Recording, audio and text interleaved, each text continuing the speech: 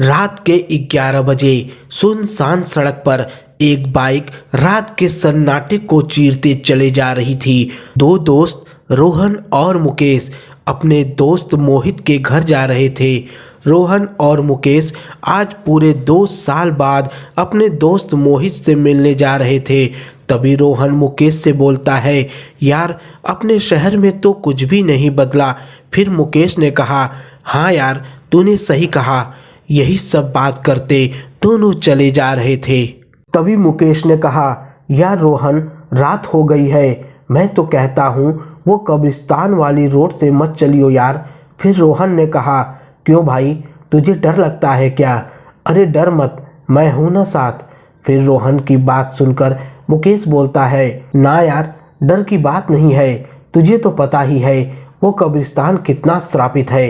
रोहन निडर लड़का था, इसलिए मुकेश की बात सुनकर रोहन बोलता है, अरे भाई तू कैसी बात कर रहा है, मैं तो उसी रास्ते से ही जाऊंगा, उस रास्ते से टाइम कम लगेगा। मुकेश जानता था रोहन बहुत जिद्दी है, वो नहीं मानेगा, इसलिए मुकेश कुछ नहीं बोलता। और फिर उसके बाद रोहन उसी रास्ते से अपनी बाइक ले जाने लगता है। ये दोनों कुछ ही आगे गए थे, तभी उनकी बाइक झटके देने लगती है। तभी मुकेश कहता है, अरे क्या कर रहा है, सही से चला भाई। फिर रोहन बोलता है, अरे भाई मैं तो सही से ही चला रहा हूँ, पर पता नहीं इस बाइक में क्या हो गया है। रोहन ने इतना ही कहा था कि इनकी बाइक झटके देते देते थोड़ा आगे जाकर बंद हो जाती है। बाइक बंद होते ही रोहन बोलता है, अरे ये बाइक कैसे बंद हो गई? फिर मुकेश कहता है, अरे यार बंद हो गई तो क्या, फिर से स्टार्ट कर। मुकेश के इतना बोलते ही रोहन बाइक फिर से स्टार्ट करने की कोशिश करने लगता है, पर बाइक स्टार्ट नहीं होती। तभी मुकेश एक ऐसी चीज देख लेता है जिसे देखकर मुकेश बस उसे ही देखे जा रहा था। मुकेश को देखकर साफ पता चल रहा था कि मुकेश ने जो चीज देखी है उसे देखकर मुकेश बहुत डर चुका है।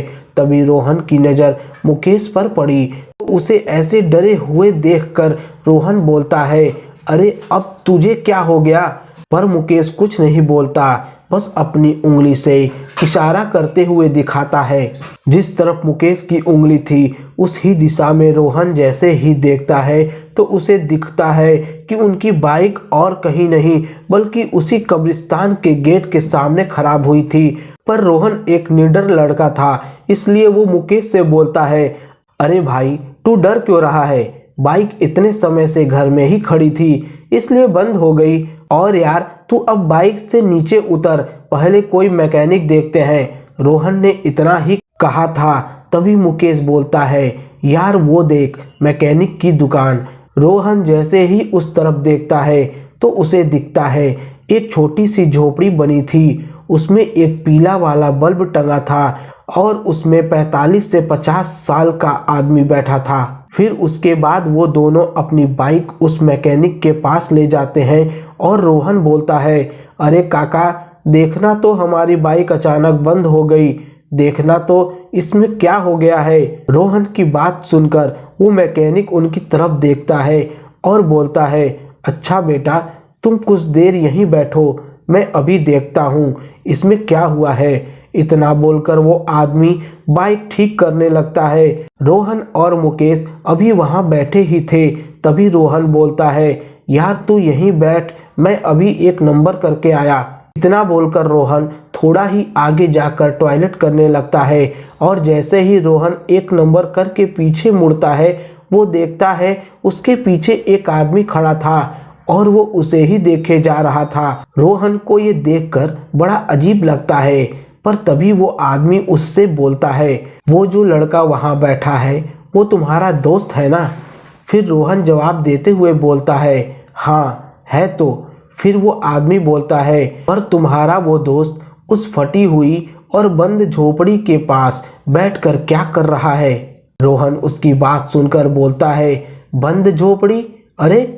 इतना बोलकर रोहन पीछे की तरफ मुड़ता है और चुप हो जाता है, क्योंकि वो देखता है जो मैकेनिक अभी उनकी बाइक ठीक कर रहा था वो अभी वहां नहीं है और उसकी दुकान भी बंद थी और मुकेश अभी भी वहीं बैठा था।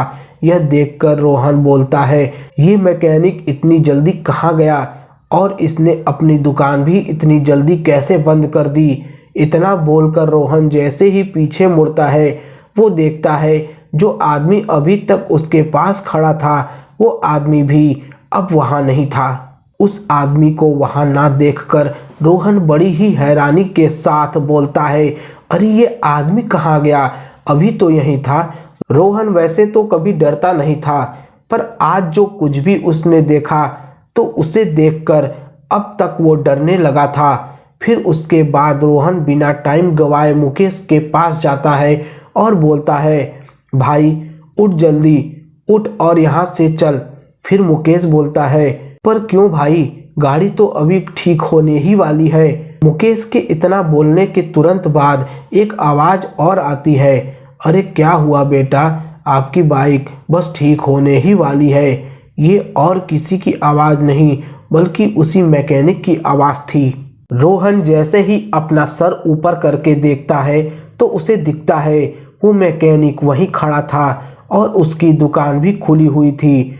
रोहन यही सोच रहा था कि ये सब हो कैसे सकता है, अभी यहाँ कोई नहीं था, यह सब हो क्या रहा है। यही सब रोहन सोच ही रहा था तभी मुकेश बोलता है, अरे तुझे हुआ क्या है, तू बोलेगा भी कुछ।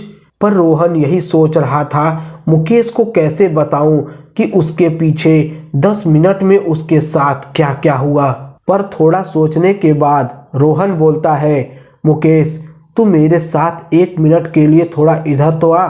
इतना बोलकर रोहन मुकेश को थोड़ा साइड में ले जाता है और बोलता है, यार मुकेश, ये जो मैकेनिक है यह मुझे लगता है कि भूत है। मुकेश रोहन की बात सुनकर हंसने लगता है और हंसते हुए ही कहता है, माना मैं भूत से डरता हूँ पर इतना भी नहीं कि तू जो कुछ भी बोले मैं उसको मान लूँ।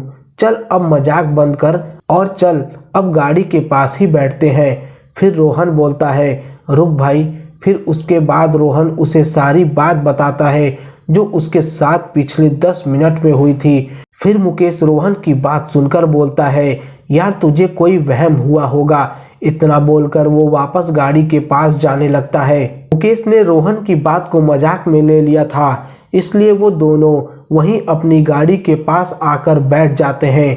पर तभी वो मैकेनिक अपनी गंभीर आवाज में बोलता है, बाबू साहब, क्या आपने अभी तक ये नहीं सोचा, एक सुनसान सड़क है और आसपास कोई दुकान नहीं है, बस कब्रिस्तान के गेट के सामने एक मैकेनिक की दुकान है और बगल में भी जंगल है और उसने अभी भी रात के 12 बजे तक अपनी दुकान खोल रखी है। वो दोनों कुछ नहीं बोलते, बस एक दूसरे को देखते हैं और उस मैकेनिक की बात सुनते हैं। फिर वो मैकेनिक अपनी बात को जारी रखते हुए कहता है, मैं आपकी बाइक ठीक तो कर दूंगा पर उसके मैं कोई पैसे नहीं लूँगा। फिर मुकेश ने झिझकते हुए कहा, पर क्यों?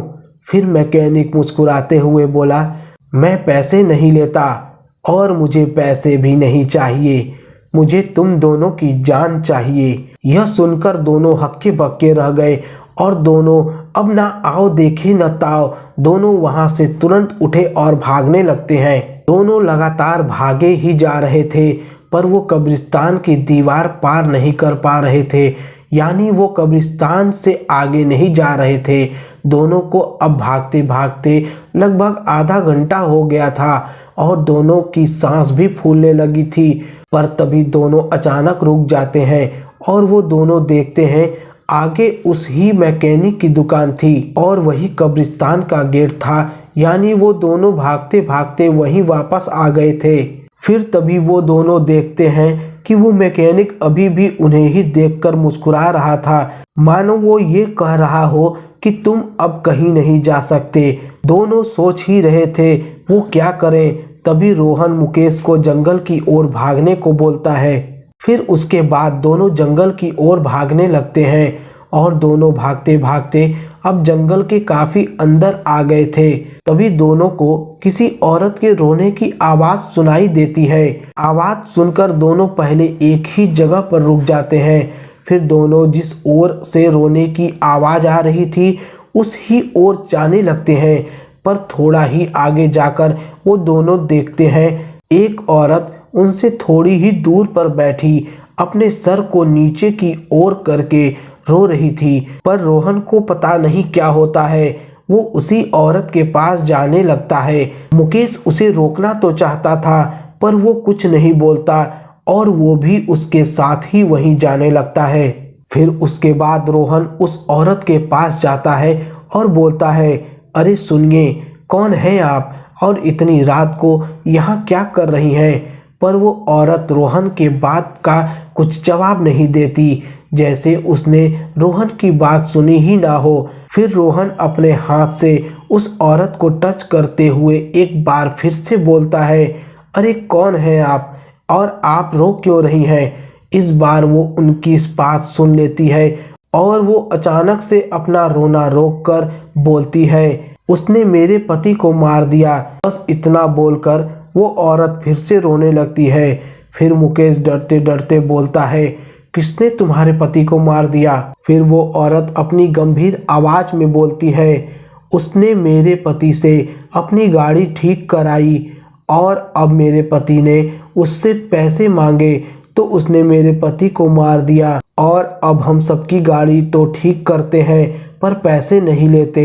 इतना बोलकर वो औरत चुप हो जाती है।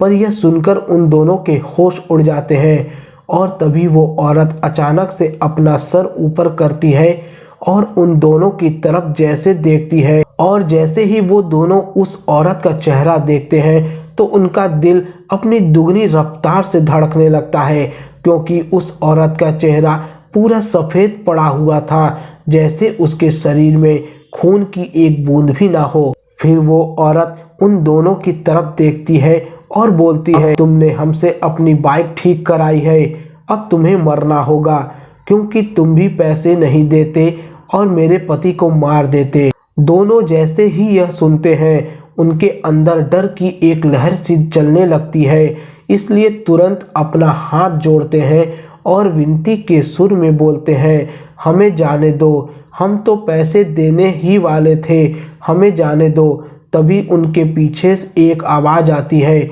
बाइक ठीक हो गई है बाबू साहब।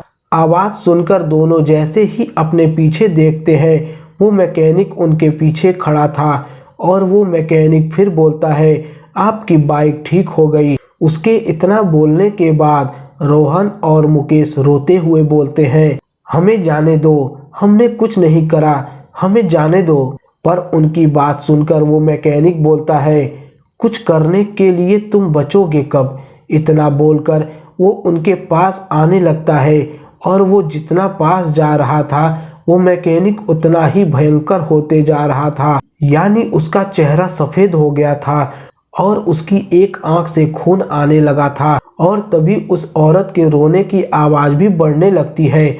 उसकी आवाज़ इतनी तेज हो रही थी कि अब रोहन और मुकेश के कान में चुभ रही थी और देखते ही देखते रोहन और मुकेश के कान से खून आने लगा था। फिर उसके बाद मैकेनिक भी उनके एकदम पास आ जाता है, पर वो दोनों कुछ नहीं कर पा रहे थे। उन दोनों को ऐसा लग रहा था जैसे उनके ऊपर लाखों चींटियां छोड़ दी हों और वो सब चींटियां एक साथ उन्हें काट रही हों।